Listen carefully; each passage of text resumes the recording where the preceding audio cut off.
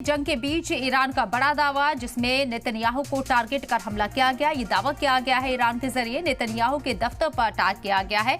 वाज़ेह रहे कि आज इसराइल में जिस तरीके से अटैक किया गया और सीधे तौर पर ईरान की तरफ से ये दावा किया गया है कि नेतन्याहू को टारगेट किया है और नेतन्याहू के जो अब दिन है वो बहुत कम बचे हैं और नेतन्याहू को टारगेट करके ही उनके दफ्तर पर अटैक किया गया है। वाज़ेह रहे कि अमेरिका इसराइल के जरिए जो हरकत की गई है, जो बुज़दिलाना हरकत की गई है, आयतुल्लाह अली ख़ामनेई को हलाक किया गया, उन्हें शहीद किया गया। उसके बाद से ईरान ने सियाह परचम लहरा के ये ऐलान कर दिया है कि अब ये अजीम जंग है और ऐसी जंग अब तक किसी ने नहीं देखी होगी। अमेरिका और इसराइल को इसकी कीमत चुकानी होगी।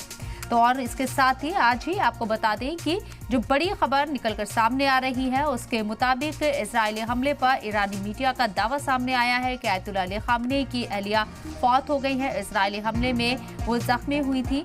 ये बड़ी खबर आपको बता रही है। आयतुल्लाह अली ख़ामनेई के साथ अब उनकी अहलिया भी शहीद हो चुकी हैं।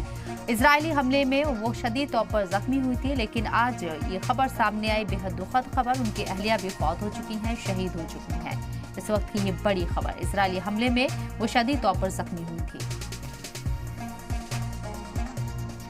तो इस जंग का आज ही तीसरा दिन है और ईरान में भारी नुकसान हुआ है। आयतुल्लाह ख़ामनेई के शहीद होने के बाद से पूरी दुनिया में गुस्सा है, उबाल है, नाराजगी है और तमाम जगहों से मजम्मत की तस्वीरें सामने आ रही हैं। नारे बुलंद किए जा रहे हैं, सदाएं बुलंद की जा रही हैं आयतुल्लाह ख़ामनेई के लिए।